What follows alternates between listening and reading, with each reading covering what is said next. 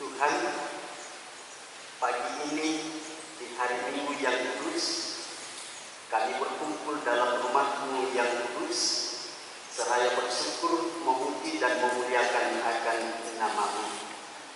Kami mau membaca firman-Mu yang hidup, karena itu kami mohon Roh Kudus turun di atas kami sekalian, menguduskan kami dan menguduskan tempat ini, sehingga pembacaan firman itu boleh kami lakukan dan boleh kami renungkan sebagai makanan rohani kami. Jauhkan kami segala kuasa iblis yang selalu menguasai kami, lalu kuduskan kami dan kuduskan tempat ini. Di dalam nama Tuhan Yesus kami berdoa. Amin. Bacaan firman Tuhan yang akan menjadi perenungan kita pada minggu ini oleh Badan Pekerja Majelis Sinode telah menetapkan dalam kitab 2 Korintus pada pasalnya ke-8. Kita membaca dari ayat 7 sampai dengan ayatnya yang ke-15.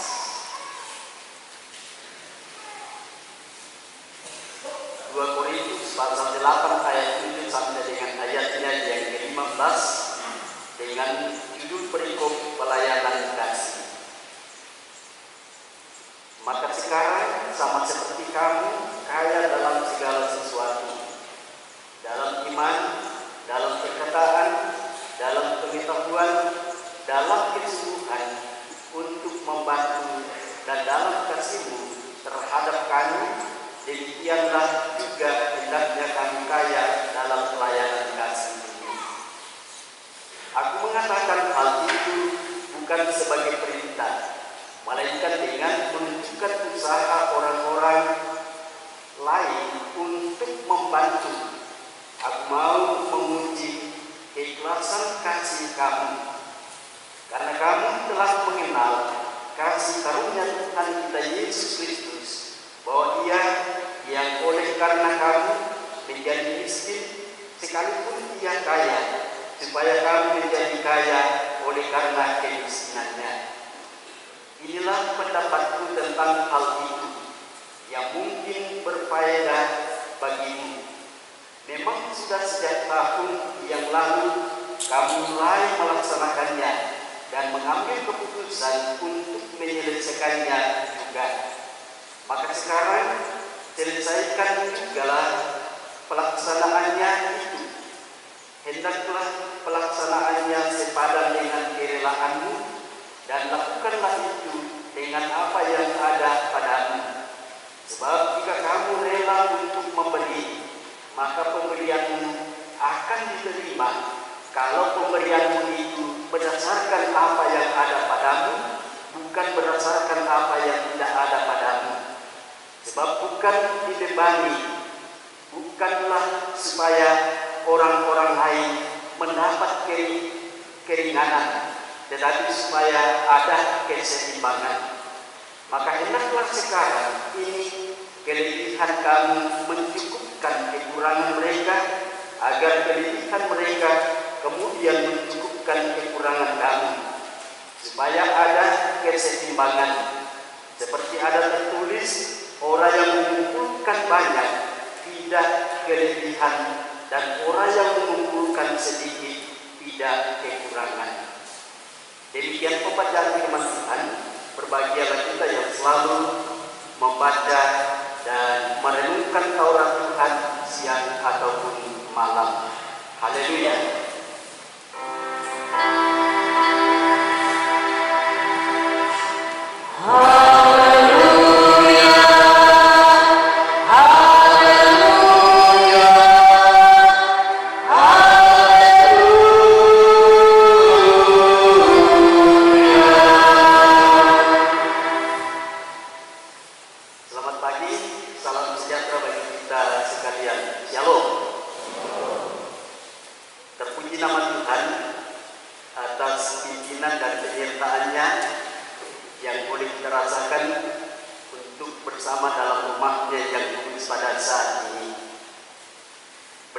Bacaan firman yang kita sudah baca dan dengarkan Bapak Ibu, kita akan pahami dalam satu tema yang berkata pemberian sebagai wujud pelayanan kasih.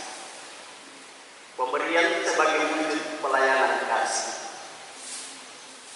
Nah, saudara Bapak Ibu, kita tentu mengetahui bahwa surat 2 Korintus bacaan kita pada saat ini ada 2 jemaat yang diperbandingkan oleh Rasul Paulus, yaitu kumpulan orang-orang percaya di Makedonia, Filipi, Tesalonika, dan Berea, dengan jemaat Korintus sebagai jemaat non-Yahudi. Kedua kumpulan jemaat tersebut ini, saudara, oleh Paulus melihat untuk diperbandingkan. Paulus dalam hubungannya dengan pengumpulan dana untuk membantu orang-orang percaya yang menderita di Yerusalem pada saat itu. Kita melihat bahwa jemaat Yerusalem saat itu tentu berada dalam kesulitan ekonomi, miskin, menderita, dan terancam dalam bahaya kelaparan. Bahkan ada beberapa catatan yang mengatakan bahwa jemaat Yerusalem mengalami bencana kemanusiaan karena musibah banjir saat itu. Nah, menyikapi kesulitan hidup jemaat Yerusalem, Rasul Paulus mengajak jemaat-jemaat untuk mengumpulkan persembahan dalam rangka membantu jemaat tersebut. Dan dalam bacaan ini, Rasul Paulus menyebut jemaat-jemaat di Makedonia sebagai teladan, sebagai percontohan kepada jemaat-jemaat yang lain, di mana kita tahu bahwa jemaat-jemaat di Makedonia adalah jemaat kecil yang selalu mengalami kesusahan dan penuh penderitaan, tetapi segera mengirimkan bantuan kepada jemaat di Yerusalem. Kalau kita bisa membaca dalam ayat 1 dan 5. Mereka jemaat miskin, namun justru kaya dalam memberi dan menopang Yerusalem yang mengalami kesusahan. Kalau kita bisa memperhatikan itu dalam ayat 3-5 dalam bacaan ini. Kemudian, meskipun jemaat-jemaat di dunia hidup menderita, sangat miskin, tetapi dalam berbagai kasih, penderitaan tidak membuat mereka untuk bersungguh-sungguh memberi bantuan kepada jemaat di Yerusalem. Miskin harta, tetapi kaya dalam kemurahan, dijelaskan dalam ayat 2 bacaan kita. Bagi jemaat Makedonia, saudara, memberi adalah hak istimewa, bukan menjadi beban.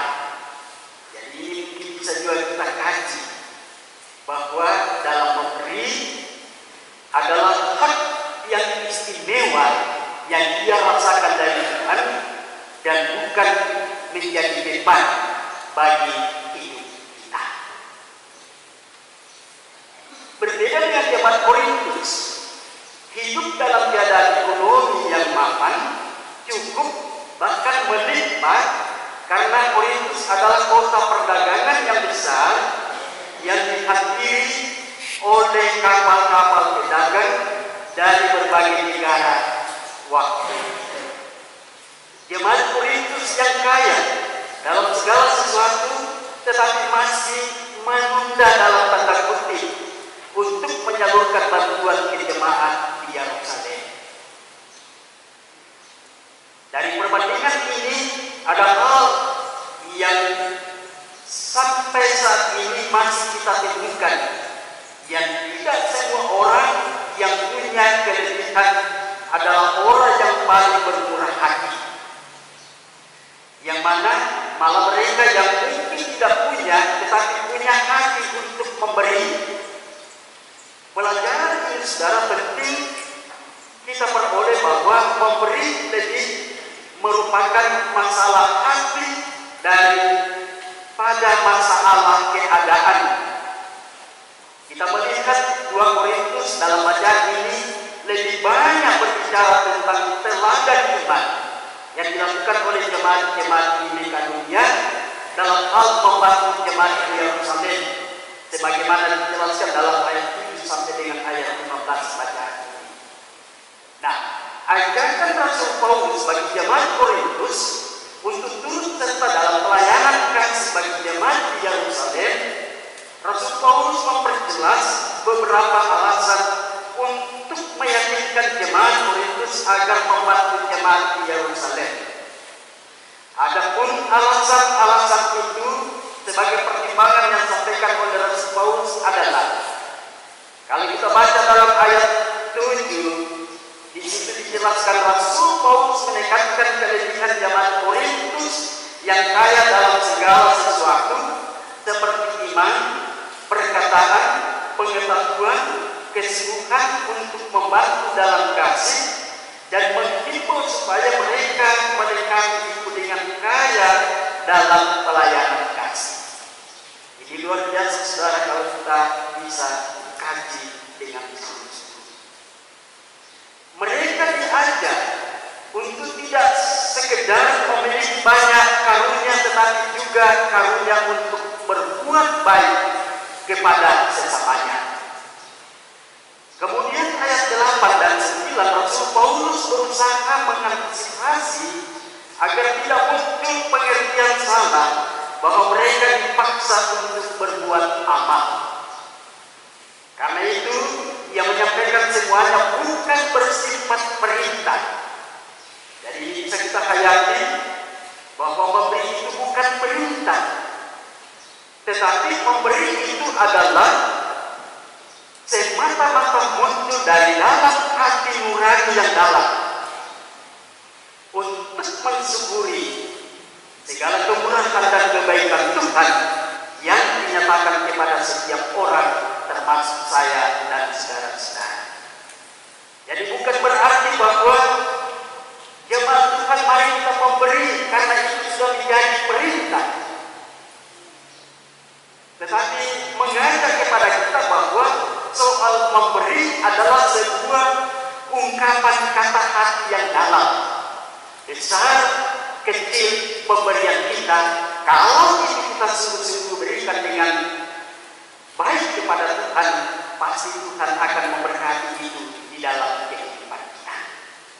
Nah, sehingga salah, saudara, kalau ada orang yang selalu berkata, saya banyak memberi, sementara saya tidak pernah menjadi perhatian di dalam persekutuan atau di dalam jemaat. Soal memberi adalah sebuah ungkapan yang memang benar-benar sesuai dengan iman setiap orang yang percaya. Dan sehingga pada saat kita memberi, itu berarti kita memberi dengan sungguh, dengan hati nurani yang dalam. Nah, oleh karena itu, ketika ini kita lihat, itu menunjukkan bahwa setiap orang yang percaya, termasuk saya dan saudara-saudara, dalam hal memberi bukan diukur dengan banyaknya, bukan diukur dengan kekayaan kita, kemiskinan kita, tetapi dalam hal memberi adalah semata-mata itu diukur sesuai dengan iman kita kepada Tuhan. Kalau kita merasa bahwa Tuhan itu baik dalam hidup kita, tanpa berhitung, kita memberi sesuai dengan hati nurani kita. Kita tidak bisa katakan bahwa karena saya naik pangkat, maka saya harus memberi persembahan persepuluhan setiap bulan. Atau karena saya sudah bangun dari sakit, maka saya harus memberikan persembahan sekian juta. Tetapi ketika kita naik pangkat, ketika kita sembuh, ketika kita kuat, ketika kita mampu dalam melakukan segala kehidupan kita, pada saat itu semuanya kita sadari, disitulah muncul iman kita untuk memberi kepada Tuhan. Dan hanya dengan dasar seperti ini, saudara, kita bisa merasakan bahwa ternyata apa yang menjadi perbandingan oleh Rasul Paulus kepada jemaat Makedonia dan jemaat Korintus, di sana kita bisa belajar bahwa ternyata Makedonia karena dia sungguh-sungguh memberi dengan hati yang dalam, ia tetap diberkati oleh Tuhan. Jemaat Korintus sebagai jemaat yang terkaya, tetapi karena dia masih selalu menunda-nunda apa yang dia berikan kepada jemaat-jemaat yang lain, apa jadinya saudara? Tidak menjadi keberkatan di dalam kehidupannya. Karena itu Bapak Ibu, apa yang menjadi penjelasan dalam pembacaan kita pada saat ini, ada beberapa hal yang perlu menjadi kajian untuk kita renungkan dalam kehidupan kita sehari-hari. Adalah pertama, berbicara tentang hal memberi atau menerima, maka tentu kebanyakan orang cenderung lebih suka memikirkan bukan untuk memberi tetapi menerima. Ini mungkin bisa kita kaji dalam kehidupan kita. Banyak orang lebih mudah dan cenderung memikirkan kebahagiaan dengan menerima daripada memberi. Apa maksudnya ini saudara? Tidak lain adalah karena kita hanya berharap untuk menerima tanpa menghayati bahwa apa yang kita terima ini itu adalah pemberian hak Tuhan. Lalu ketika kita tidak sadari, kadang-kala kita tidak lupa bagaimana memberi. Nah, sehingga ketika ini kita lihat, itu menunjukkan bahwa ternyata memberikan motivasi kepada kita bahwa tidak hanya menerima, tetapi kita harus memberi sesuai dengan kata hati nurani kita. Yang kedua saudara adalah ternyata prinsip sebagian besar manusia lebih baik menerima daripada memberi, berbeda dengan ajaran Yesus. Karena prinsip pelayanan Yesus bukan menerima tetapi memberi. Hal itu bisa kita lihat dalam pola pelayanan Yesus. Salah satu contohnya adalah ketika Yesus pernah berkata, "Aku datang bukan untuk dilayani, melainkan untuk melayani."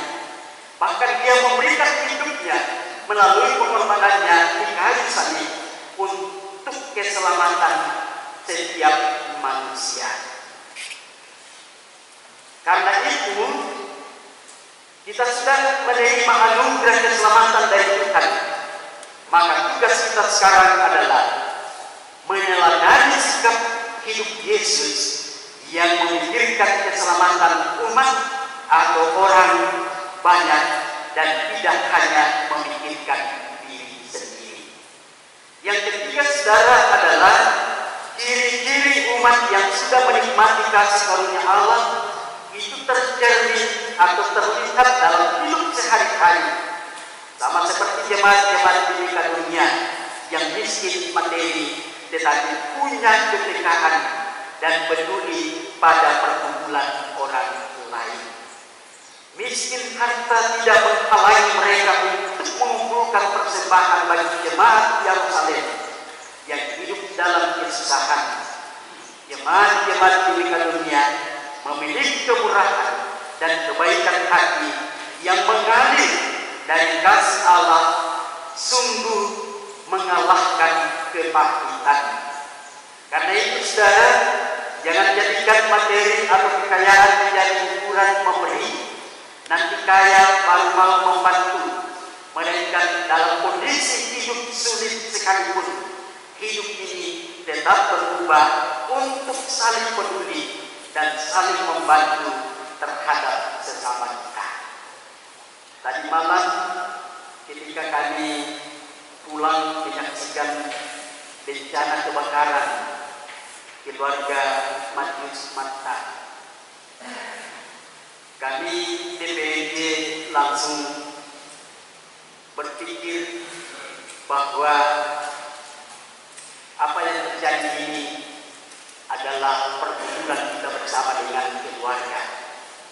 Nah, sehingga kami sepakat melalui warta jemaat ini disampaikan kepada seluruh anggota jemaat. Minggu depan kita akan jalankan ini khusus, dan bagi warga jemaat yang mau mengasihi keluarga Majelis Mata bisa secara langsung untuk membantu. Terpuji Yesus Kristus. Amin.